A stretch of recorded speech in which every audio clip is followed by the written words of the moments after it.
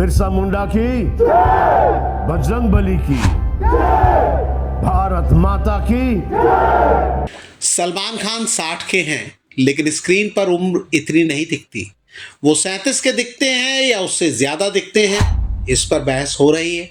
ये बहस अभी चलती रहेगी और तस्वीरें देखकर आप ये समझ ही गए होंगे कि ये बहस क्यों हो रही है।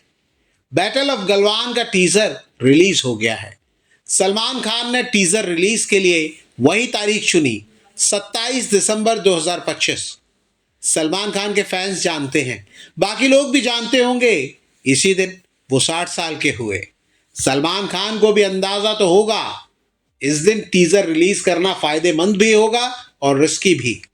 रिस्क जो था वो सच साबित हुआ। यूट्यूब और दूसरे प्लेटफॉर्म्स पर तमाम रिव्यूअर्स और क्रिटिक्स ने टीजर की धज्जियां उड़ा दी हैं। उन्होंने क्या कहा है और हमारा व्यू पॉइंट क्या है, ये हम इस वीडियो में आगे बताएंगे। टीजर आपने देख लिया होगा। लद्दाख की खूबसूरत वादियां, साफ आसमान, सलमान खान के पावर पैक डायलॉग, जवानों याद रहे, जख्म लगे तो मेडल समझना और मौत दिखे तो सलाम करना। शुरुआत में सलमान खान का वॉइस ओवर सुनाई देता है। 72 सेकंड के टीजर में सलमान खुद 18वें सेकंड पर दिखते हैं। टीजर में सलमान खान का आखिरी डायलॉग है, मौत से क्या डरना, उसे तो आना है। बैटल ऑफ गलवान वो कहानी है जिसे सब सुनना चाहते हैं, देखना चाहते हैं। 15-16 जून 2020 की दरमियानी रात को लद्दाख की गलवान घाटी में क्या हुआ था, वो कहानी किश्तों में सामने आई थी। भारतीय सेना के बिहार रेजिमेंट के कमांडिंग ऑफिसर कर्नल बी संतोष बाबू की अगुवाई में जवानों ने चीनी सेना के दुस्साहस का मुंहतोड़ जवाब दिया।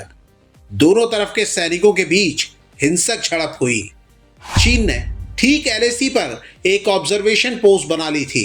भारतीय सेना ने इस पर आपत्ति की थी। इसी को लेकर 15 जून को झड़प हुई जो आधी रात तक चली। भारत और चीन के समझौते के तहत दोनों देशों के सैनिक हथियारों के साथ नहीं थे और लड़ाई लाठी डंडों से हुई। चीनी सैनिक पहले से लड़ने का मन बनाए हुए थे और उन्होंने डंडों पर कटीले तार लगा लिए थे। उन्होंने लोहे की रॉड रखी हुई थी और बड़े बड़े बोल्डर पत्थर जमा कर रखे थे।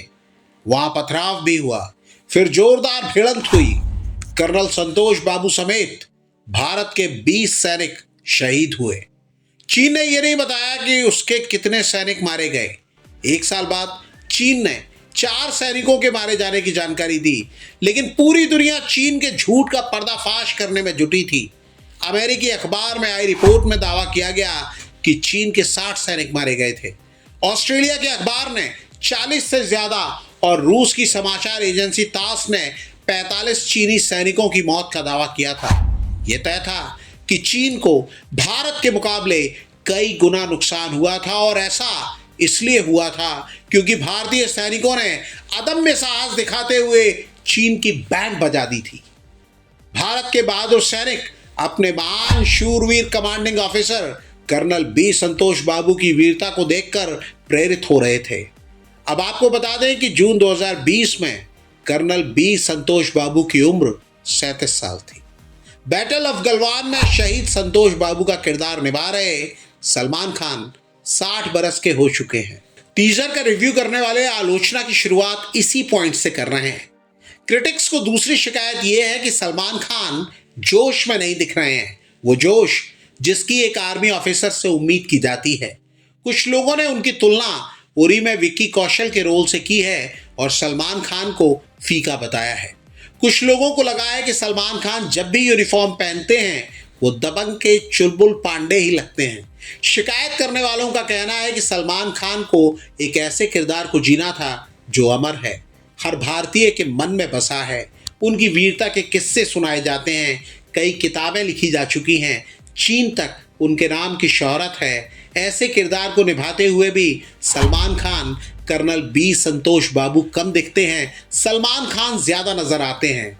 हमारी राय में सिर्फ 72 सेकंड यानी 1 मिनट 12 सेकंड के टीजर के आधार पर सलमान खान और उनकी फिल्म को खारिज करना शायद ठीक नहीं होगा। हमारा पॉइंट है कि सलमान खान और पूर्व लखिया ने कोई डॉक्यूमेंट्री फिल्म नहीं बनाई है, उन्होंने एक कमर्शियल फिल्म बनाई है। दूसरों से ज्यादा सलमान खान को अंदाजा है कि उनकी पिछली फिल्में बुरी तरह पिटी हैं। आलोचक उनके पीछे पड़े हैं, उम्र हाथ से निकली जा रही है, स्टारडम पर सवाल है और इस फिल्म पर बहुत कुछ दांव पर है। सलमान खान का अपना एक स्टाइल है, वो दूसरे किरदार में कितना भी ढलने की कोशिश करेंगे, बहुत से लोगों को सलमान खान ही दिखेंगे। सलमान खान और उन्हें लेकर फिल्में बनाने वाले ये भी जानते हैं कि सलमान खान के फैंस सलमान खान को ही देखने आते हैं। अब वो किसी को चुलबुल पांडे दिखते हैं तो शायद ये भी कहा जा सकता है कि सलमान जब भी यूनिफॉर्म पहनते हैं वो दबंग ही दिखते हैं, या फिर ये भी कहा जा सकता है कि ऐसा करने वालों पर अभिनव कश्यप के हालिया इंटरव्यू का असर हो सकता है, उन इंटरव्यू का जिनमें वो सलमान खान को बहुत बुरा बुरा कहते दिखे थे। आपको याद होगा कि दबंग सीरीज की पहली फिल्म का डायरेक्शन अभिनव कश्यप ने ही किया था। साफ बात है, मेकर्स को शायद अंदाजा है बैटल ऑफ गलवान जो 17 अप्रैल 2026 को रिलीज होगी वही देखने आएगा जो सलमान खान का फैन होगा।